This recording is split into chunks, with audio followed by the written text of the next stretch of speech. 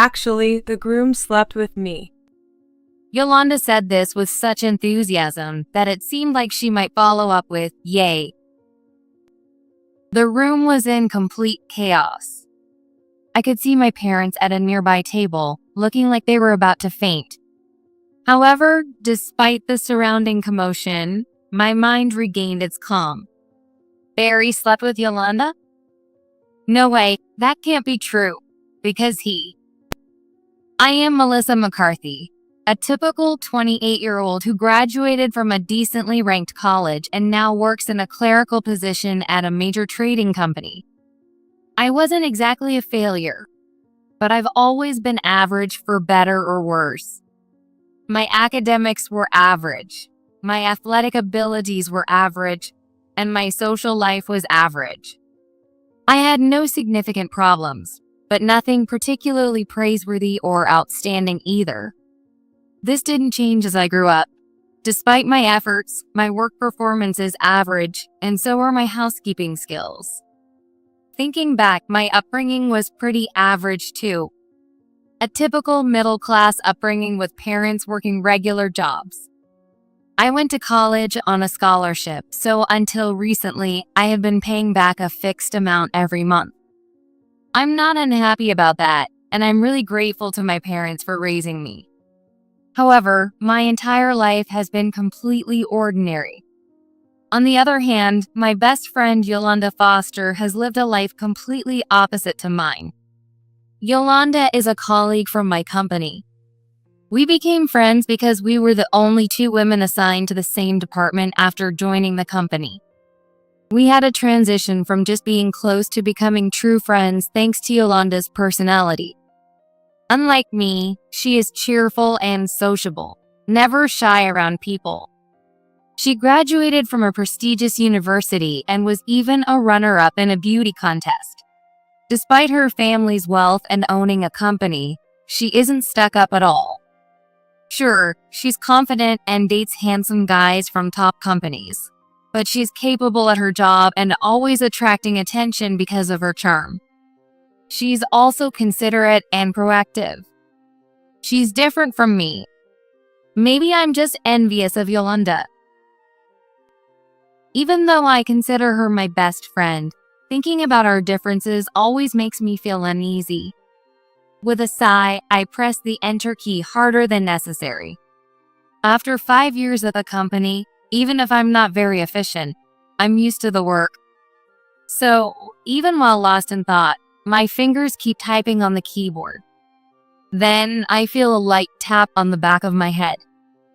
Hey, Melissa, what's with the sigh? Frustrated?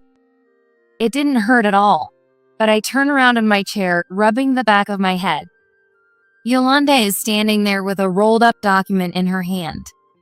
Yolanda. Seriously, you haven't made any progress with your work? You're so inefficient. Lunch is in 30 minutes. Yolanda peeks at my desk and comments with a look of exasperation. I'm used to hearing this, but today it stings a bit. Wow, it's that late already? I need to hurry. I check the clock in a panic and get back to work. I have to finish this by 3 p.m. Hey, where are we going for lunch? Oh, sorry. I don't have time for lunch today. What? You're behind on your work. Come on, let's go. The Italian place on Oak Street. Wait, but I really don't have time. Before I can finish, Yolanda is already gone, walking briskly out of the office, probably heading to the restroom. Her neatly curled chestnut hair sways behind her slim back. Several male employees stop working to watch her leave. She's so pushy. That's her spoiled side showing. I think to myself, feeling it's no wonder I complain. Yolanda's bad habit is not listening to others. But I know she means well. Maybe she's trying to cheer me up and take me out for a change of pace since I'm clearly struggling with my work. I pulled myself together and focused on my work for the next 30 minutes until lunch break. Yolanda's favorite Italian restaurant is a 5-minute walk from the office. It's a stylish place with delicious food, quite different from the typical lunch spots for office ladies, fitting for someone like Yolanda. A $30 lunch? I would never come here alone. I really want a boyfriend. We're 28 already, right? It's about time to get married and leave the company. Oh, Melissa, you have a boyfriend, right? Despite her casual tone, she skillfully handles the knife and fork. I twirl some pasta around my fork, impressed by her upbringing showing through in moments like this.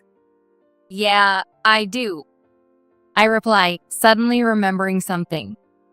Oh, right. I'm getting married next month.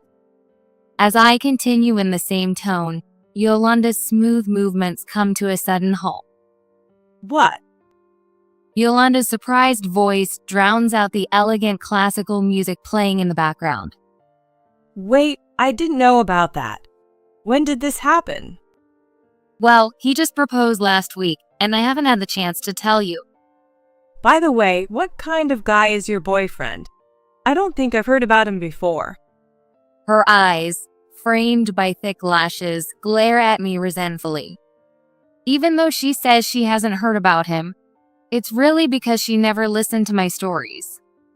Used to this by now, I brush off my irritation with a sigh and start explaining about my boyfriend. He graduated from the top university in the country and currently works at a top-tier company. We've been dating for 2 years since we met at work, and it's been a calm and steady relationship. Being with him makes me feel secure, and most importantly, I can be myself around him.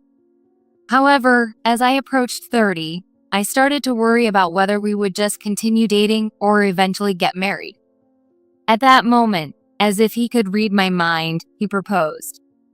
So, Yolanda, I was wondering if you could give a speech at the wedding. Would you?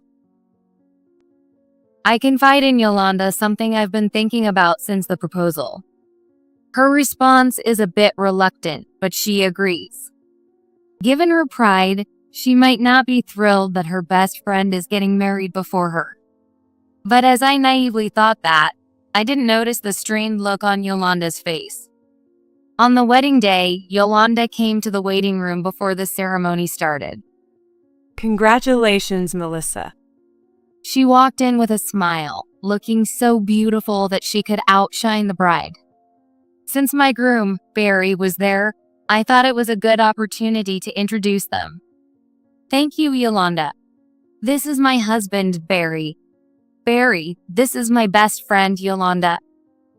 Nice to meet you. I'm Barry Klein. Melissa has told me a lot about you. Thank you for coming today. Barry smiled warmly at Yolanda and bowed his head. Nice to meet you. I'm Yolanda Foster. Melissa, when did you catch such a handsome guy? She replied in her usual tone, smiling back at Barry. After that, I expected her to stick around, finding excuses to stay longer, but she left the room quickly. I felt a slight sense of unease at her behavior. What's going on? Yolanda has been acting a bit distant since I told her about the wedding. As I stared at the door Yolanda left through, lost in thought, Barry murmured, What's up with her? Huh? I looked up to see him with a puzzled expression, his hand on his chin as if deep in thought. When I asked what was wrong, he said he also felt something was off with Yolanda. When she saw my face, she looked surprised for a moment. Have we met somewhere before? Even as he said that, he didn't seem to recall anything. Yolanda is a striking beauty, so it's unlikely he's confusing her with someone else. Though we both felt something was off, we couldn't find an answer, and the wedding reception began. The large venue was filled with round tables, and everyone, familiar and unfamiliar, wore smiles. As I surveyed the room from the head table, the reality of getting married slowly sank in. I had always thought I'd never get married. An ordinary life, an ordinary day-to-day existence. I didn't know if not getting married was normal or not, but I had always imagined I'd live alone. Until I met Barry. The reception proceeded smoothly, and it was time for the friend's speech. I unconsciously looked at Yolanda. She stood up gracefully and walked towards us, her heels clicking on the floor. Wow, she's gorgeous, and is she a celebrity? Were among the whispers I heard. For some reason, instead of feeling inferior as usual, I felt proud of the compliments Yolanda received today. I looked up at Yolanda as she stood at the microphone, feeling unusually calm. She looked even more beautiful than usual today. I hope she finds a good guy soon, though it might be hard for her to choose because she's so picky. As I was thinking that, she suddenly looked at me with a mischievous glint in her eye. Melissa, congratulations. I was debating whether to say this, but I don't want to hide anything from my best friend, and I don't want it to come out after the wedding and cause trouble, so I'll say it. With that preface, Yolanda smiled brightly. Huh? The room started to buzz. My calm heart was suddenly thrown into turmoil. What is she going to say? When I turned to look at Barry, he looked just as confused. Barry glanced at me as if he had no idea what was happening. In hindsight, I should have stopped Yolanda then. Actually, the groom slept with me. Yolanda declared this with such an almost celebratory tone that it seemed like she might follow up with yay. The room descended into chaos. I could see my parents at a nearby table, looking like they were about to faint. However, despite the surrounding chaos, my mind regained its calm. Barry slept with Yolanda? No way, that can't be true, because he... Yolanda, what are you talking about? Sorry, I can't keep secrets. It's exactly what I said. We slept together. That's impossible. Huh? Yolanda's beautiful face twisted into a mocking smile. It was no longer beautiful at all. Because my husband. I'm gay. Barry's voice overlapped with mine. What? The microphone picked up Yolanda's dumbfounded voice. The room was in an uproar, and it was hard to tell who was saying what. Yolanda stood there, stunned. The speech was no longer the focus. At that moment, the door swung open with a bang, and a man burst in. Barry, sorry I'm late. The man at the entrance looked exactly like the groom. Yolanda looked back and forth between the man and Barry, speechless. Glad I made it, but what's with the mood here? The man walked towards us, puzzled by the atmosphere. As he approached, he noticed Yolanda and called out. Hey, long time no see. What are you doing here? He raised his hand and greeted Yolanda casually. Wait a minute. What? 2 berries? What's going on? Yolanda, who had been so assertive moments ago, now sat down weakly. Finally understanding the situation, I got up and walked over to Yolanda. Actually, Fred and my husband Barry are identical twins. At first glance, they look like the same person. But if you look closely, you can see their different personalities in their eyes. Barry, the older brother, has gentle eyes, while his younger brother, Fred, has a mischievous look. But unless you're close to them, it's hard to tell them apart. Unlike his brother, Fred graduated from high school and has been working part-time since. He's sociable and good at interviews, but he keeps quitting jobs and looking for new ones. Fred also has a complicated relationship with women.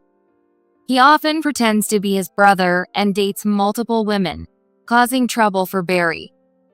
However, because Fred is likable and Barry is forgiving, they have a good relationship. Yolanda. I gently placed my hand on Yolanda's shoulder as she sat on the floor, dejected. Yolanda had made an outrageous confession at my wedding. In the end, it was a misunderstanding and she ended up ruining herself. But she tried to trample on my happiness. However, I didn't know what to feel towards her. After all, this was the first time I had seen her so crushed. I realized now that I had always admired Yolanda, who was full of confidence despite everything. I'm sorry for the disturbance. That was a prank planned by her and me. I'm not good at such things, and I apologize for the awkward atmosphere. Barry tried to smooth things over. The room, which had been buzzing, gradually calmed down, and I could hear people murmuring. So it was a prank. Regardless of how well the follow-up was, he was trying to look out for Yolanda, who had embarrassed herself in front of everyone. But it is true that I am gay. And it is also true that I love Melissa. From there, Barry spoke confidently. Yes, Barry is gay. When we got to know each other and started to grow closer, he told me himself. I was surprised and shocked, but he told me he still wanted to be with me. Despite having only been attracted to men, Barry grew to love me as a person, beyond gender. It's a little different from romantic love, but he respects me deeply as a soulmate and as a person. His feelings settled into my heart. It was certainly shocking to have my previous notions overturned. But love is not only about romance. I felt a growing desire to respond to his feelings. I decided to love everything about him, his career, his good looks, his pure-hearted nature, and the fact that he sincerely faced his identity as a gay man while loving me. When Barry finished his speech, the room was filled with warm applause. Looking at my parents, I saw my father clapping hard with tears in his eyes and my mother pressing a tissue to her eyes. Dad, Mom, I'm going to be happy with him. The ceremony smoothly moved on to the entertainment portion. As I was about to ask Yolanda to return to her seat, she shook off my hand and whispered weakly, What is this? This is stupid. I'm leaving. Yolanda. She staggered to her feet and walked unsteadily toward the exit. I couldn't bring myself to follow her. On her way out, Yolanda passed by Fred, who had been sitting during Barry's speech. He called out to her, Oh, you're leaving already. Oh, what's your name again? I forgot, but let's hang out again. I don't need a girlfriend right now, just friends. That was the final blow for Yolanda. Oh man, Wara. She cried out like a child and dashed out of the venue. Yolanda. I called after her, but she didn't look back. Somehow the ceremony ended successfully, and Barry and I went on our honeymoon. After a long break, when I returned to work, Yolanda was gone. I heard that she had requested a transfer right after our wedding. While I felt a bit let down, I was also somewhat relieved because it would have been awkward to face her. So, what happened to Yolanda after that? It seemed she was so shocked by being deceived by Fred that her flashy lifestyle completely changed. She had been manipulating men and cheating without a care, but when she was the one betrayed, she quickly developed a distrust of men. Time has passed since then, and now several years have gone by since I turned 30. Yolanda is still single and hasn't been able to get married. Furthermore, the story of her speech at my wedding spread among our colleagues, and the people who used to fawn over her became distant. Her prideful nature meant even the younger colleagues didn't warm up to her, leaving her completely isolated and in the position of an office queen bee. As for me, I've drifted apart from Yolanda since the wedding, but I continue to work and live happily with Barry. Though we sleep in separate bedrooms, our hearts are undeniably close, and we can proudly say that we are each other's only partner. Marrying Barry made me realize what true love is for the first time. I look back and wonder what those days of lamenting about my ordinary life were for, as I am now so incredibly happy every single day.